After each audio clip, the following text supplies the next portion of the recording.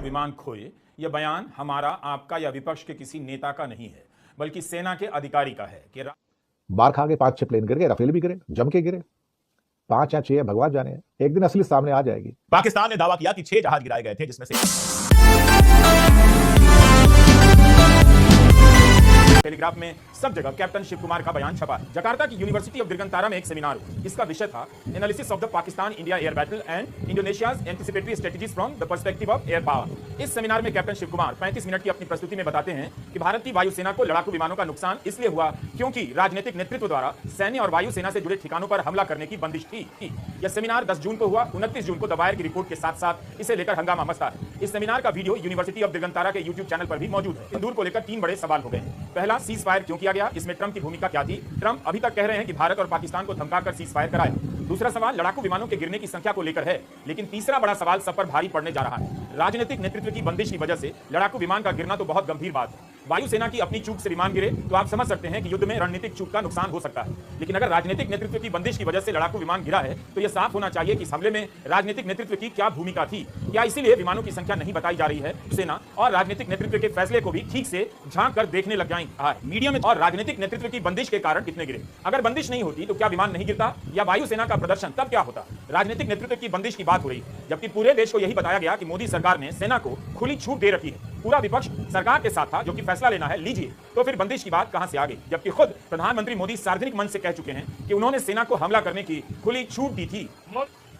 हमारा सवाल यह भी है कि क्या सेना के भीतर ऑपरेशन सिंदूर को लेकर कुछ अलग जानकारी है जिससे देश अनजान है और वो जानकारी इस तरह के बयानों से छलक कर सामने आ रही है? सेना अपनी जानकारी रोक नहीं पा रही। शायद वह कुछ कहना चाहती है, क्योंकि सेना प्रमुख जनरल अनिल चौहान देश के बाहर सिंगापुर में राइटर्स को इंटरव्यू देते और पहली बार स्वीकार करते हैं कि लड़ाकू विमान गिरा। उनके जवाब से लगा कि एक लड़ाकू विमान गिरा है, लेकिन इंडोनेशिया में कैप्टन शिव कुमार कहते हैं कई विमान तो नहीं गिरे, कुछ विमान गिरे। तो विमानों की संख्या को लेकर इतना रहस्य अभी तक क्यों? तब फिर नुकसान के बारे में क्या दिक्कत है? क्या इसलिए दिक्कत है कि नुकसान की सही तस्वीर आने पर विश्लेषणों में राजनीतिक नेतृत्व का भी सवाल आ जाएगा? दोस्तों, कभी कभी ज्यादा शांति करना जो है ना, वो भी इंसान को मार जाता है। ज्यादा समझदार होना और उसके बाद बार बार जब आप राजा बाबू बनने के चक्कर में होते हैं और मुसीबत है साहब। यही मोदी जी थे जो बालाकोट स्ट्राइक के अंदर क्या कहते थे, बादलों के पीछे से प्लेन जाएगा तो रडार पकड़ नहीं पाएगा। यही मौका है। मुझे लगता है आर्मी के सारे अफसर जो वहां पर कमांडर बैठे हुए थे, हमारे जनरल्स बैठे थे, हंस रहे होंगे कि ये बुद्धि है हमारे प्रधानमंत्री की, जिससे यही नहीं पता कि विज्ञान किसे कहते हैं, साइंस किसे कहते हैं, और क्या बादलों के पीछे रडार काम करता है नहीं करता। हो सकता है अपनी प्राइवेट मीटिंग में हंसकर मजाक भी बनाते होंगे कि कैसा आदमी है यार जिससे जरा ज्ञान नहीं है और हिंदुस्तान का प्रधानमंत्री बना हुआ है। अब फिर से वही हुआ।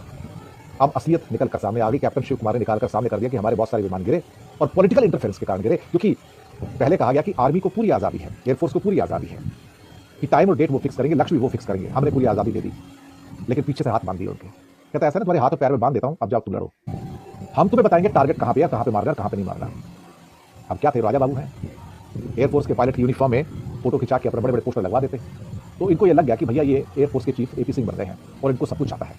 ये एयरफोर्स वालों को बताएंगे कि क्या करना है क्या नहीं करना। बेचारे एयरफोर्स वाले मरता क्या ना करता है, उसके कहने पर चल पड़े मोदी जी ने और 5-6 प्लेन गवा दिए। अब आते कैप्टन शिव कुमार बीच में, इंडोनेशिया में इंडियन एम्बेसी के अंदर डिफेंस अटैची एक सेमिनार में बोल गए कि पहले दिन जब वॉर शुरू हुई तो हमने बहुत सारे प्लेन गवा दिए और उसका कारण था पॉलिटिकल इंटरफेरेंस, पॉलिटिकल डायरेक्शंस।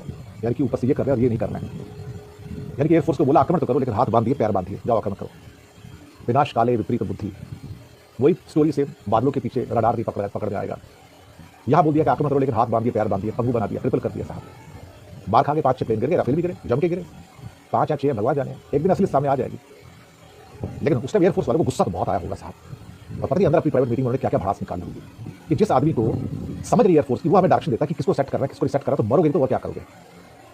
तो मोदी की जो पॉलिटिकल डायरेक्शन थी, it become suicidal for the air force pilots actually, और हमने प्लेन पे प्लेन गवा दिया था। अब वो शिव कुमार जो कैप्टन साहब बोल बैठे साहब कि जो प्लेन गिरे हमारे वो पॉलिटिकल इंटरफेरेंस और पॉलिटिकल डायरेक्शन काम करेंगे, तुम लोग क्या कर रहे हैं, कहां अटैक करना है, कहां नहीं करना है। भारत और पाकिस्तान के बीच में जो लड़ाई हुई, कह सकते हैं आप, युद्ध की घोषणा तो नहीं हुई, लेकिन जो लड़ाई हुई उसके बाद एक सवाल ऐसा है जिस पर लगातार, जिसको अंग्रेजी में कहते हैं क्वेश्चन मार्क बना हुआ है। वो सवाल ये कि क्या शुरुआती दौर में हमारे कुछ जहाज गिराए गए थे? पाकिस्तान ने दावा किया कि 6 जहाज गिराए गए थे, जिसमें से एक रफाल था, और हम लगातार इस बात से इनकार करते रहे, हम भारत सरकार इस बात से इनकार करती रही। और ये बात तो आई क्योंकि सीडीएस अनिल चौहान जो है उन्होंने भी पुणे में कहा था कि हमारे कुछ जहाज गिरे, लेकिन इससे कुछ जब जंग होती है तो गिरते हैं जहाज, हथियार बर्बाद होते हैं, नुकसान होता है, ये दुनिया में हर जगह होता है, ये कोई नई चीज नहीं है। लेकिन बड़ी बात यह है कि भारत सरकार ने कभी इस बारे में खुलकर कुछ नहीं बताया। हमारी जो भी ब्रीफिंग हुई, प्रेस ब्रीफिंग हुई, बाकी सारी चीजें हुई, उसमें इस पर गोल मोल जवाब दे दिया गया या फिर नहीं बताया गया। सबसे पहले जो बात आई, मैंने आपको बताया कि सीडीएस अनिल चौहान ने सिंगापुर में एक इंटरव्यू दिया था, उसमें ये बात कही, और अब इंडोनेशिया में जो भारत के डिफेंस अटैची हैं कैप्टन शिव कुमार, उन्होंने जो बयान दिया है उसके बाद बवाल मच गया। उनका जो पूरा बयान है, अगर उसको 2 लाइन में समझना हो तो बहुत सीधा